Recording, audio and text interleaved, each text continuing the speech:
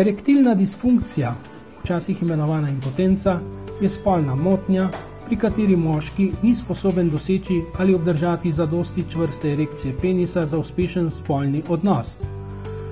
Moške je sram spregovoriti o težavah z motnjo erekcijo, kar velja tudi za Slovence. O tem neradni govorimo tudi zdravnikom, čeprav obstajajo učinkovita zdravila, ki bi jih lahko moškim predpisali. V Sloveniji je v nedavni anketi farmacevtske firme Eli Lilly samo 8% vprašanih moških odgovorilo, da je že uporabilo zdravilo za motnjo erekcije. Sicer pa več o tem specialist Igor Bizjak iz Splošne bolnišnice Celje. To je definicija erektilne disfunkcije je v tem, da ne moremo mi doseči erekcije, oziroma da imamo nezmožnost dokončanja spolnega odnosa. Ker tu, če pride do erekcije, pa ti ne moreš dokončati spolni odnos, se smatra to kot erektilna disfunkcija. Včasih se je to govorilo vse mogoče izrazi so bili, ampak erektilna disfunkcija je tista pravi izraz, ki ga uporabljamo. Je pa tako, pri uspehu zdravljenja tega, da dosežeš erekcijo, pa da imaš uspešen spolni odnos. Nažalost je to samo za moške, verjetno imajo tudi ženske, ne erektilno, ampak seksualno disfunkcijo. Ampak to bomo tudi en lep primer povedali, pa bomo vse jasno. Pri moškem je uspešnost oziroma neuspešnost v tem, ima eno samo žarnico, tudi pogosto uporabljamo. Zadeva ima še eno samo žarnico. Se pravi, gori ali pa ne gori. Imaš lahko odnos ali ne, takrat, ko imaš lahko odnos, rečemo, da gori. Pri ženskah ima pa 20 žarnic in okoli vseh 20 ne gori. Zmeraj 2-3 so ugasnjene. Tako da žensko spremljati pri njeni seksualni disfunkciji je zelo težko. Pri moškem pa in s tem tudi uspešno za zdravljenje lahko spremljaš. Uspešno zdravljenje je zelo odvisna od vzroka, ki je pripeljal do tega. Recimo starost, mislim, malo tako banalne stvari. Če je tam nekog zelo možakar star, tega ne vem, na koliko načine boš ga lahko zdravil, pa ne bo uspeha. Cesta ne bo uspeha. Isto imamo zelo slabe uspehe, slabše uspehe pri sladkornih bolnikih. In sladkorni bolniki so eno določeno področje, ali ena določena niša, skupina pacientov, ki nam polni, jaz govorim zdaj o organskih vzrokih, kolegica pa lahko malo povedala o psihogenih vzrokih. Ampak v organskih vzrokih je to, da glavni pul so nam skoraj bolniki s sladkorno boleznijo.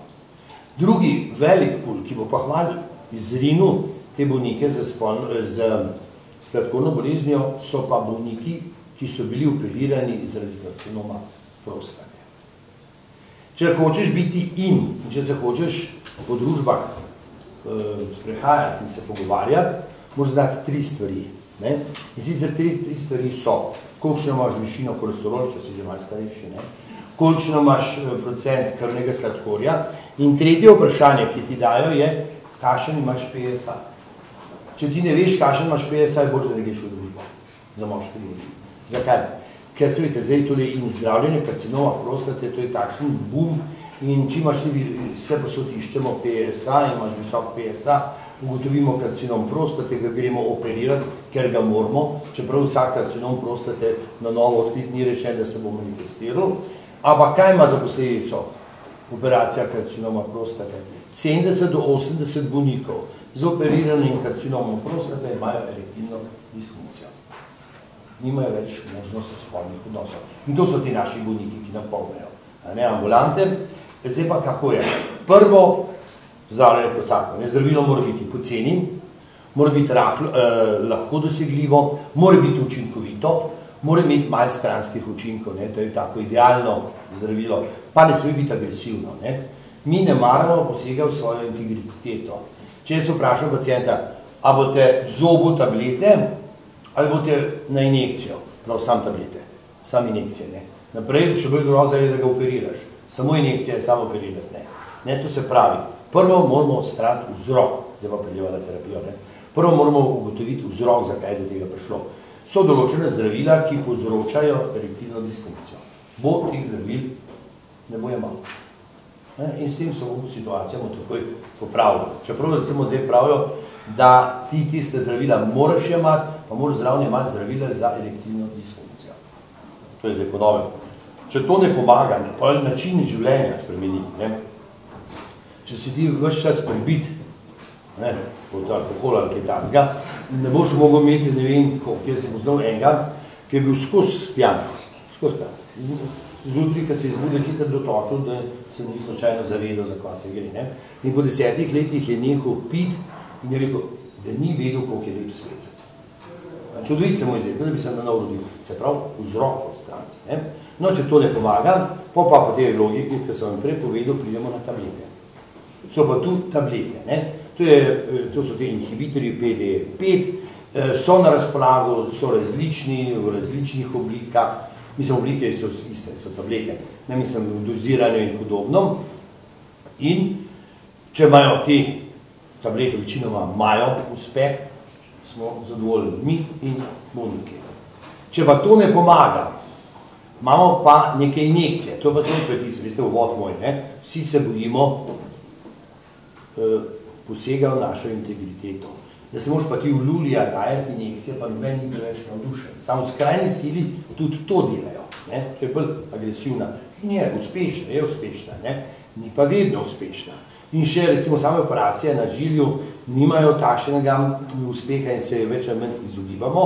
So vsadki. Gotovo ste že slišali za vsadke. Ne? To ti pa vsadijo ven s polovidom, take vsadke, ki so pravzaprav včasih, tiste, ki so bili starejši, so delali na tem, da je pravzaprav skozi bil skozi je gor gorila, žarnica je skozi gorila. Skozi je žarnica gorila, samo ali je gor gorila ali pa dol, to si on pa sam to. Zdaj so že prišle boljši te vsadki. Te vsadki so pa tako, da imaš na pumpico. Malo pumpico pritisneš, pride tekočina v vsadek, ki je v korpusu noter zabit in pride do erekcije. Pa malo spet stisneš pumpico, voda gre ven in uplahne. Kaj je pa hudo pri teh vsadkih? Pri teh vsadkih je pa hudo to, da vsi sebe precenjujemo. In vsak bi imel največ zonderklase. Ta pa njegov spolovilo ne gre. In ker ne gre v njegov spolovilo, se večkrat dogaja, če si samo kritičen, je pa v redu, se pa večkrat dogaja, da pride do nekih erozij, da te vsadki ven pomolijo, pride do vnetja. Ja, to je to.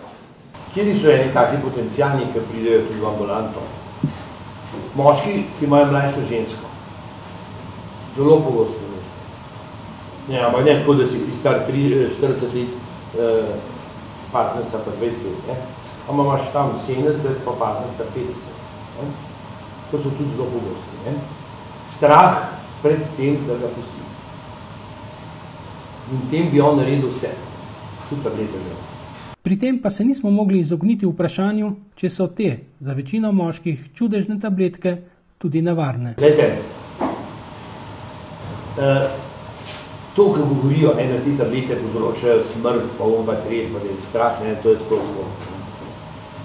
Čisto odkrito bo vedel, ker bi hotel, starostno ni omejitve, razen to, da se lahko gibeš. Ambulanta za erektilno disfunkcijo bi mogla biti v prvem nadstropju in nikoli pritličjo. In kjer moški pride v prvo nadstropje, ne da bi bil zadihan, lahko je, ne glede na leta. Pa da ne jemlje tablete, kot vemo, ki vplivajo za srcevne trubice in podobno. Ker kaj, sama tableta mu sicer ne povzroči samo smrt, zdaj už povedal za to tableto, ampak ta njegov napor, on nima dovolj energije, da bi normalno sedel, ki je tazga. Zdaj pa tableta mu da pa možnost fizične aktivnosti na tej strani, jasno, da ga lahko pobere.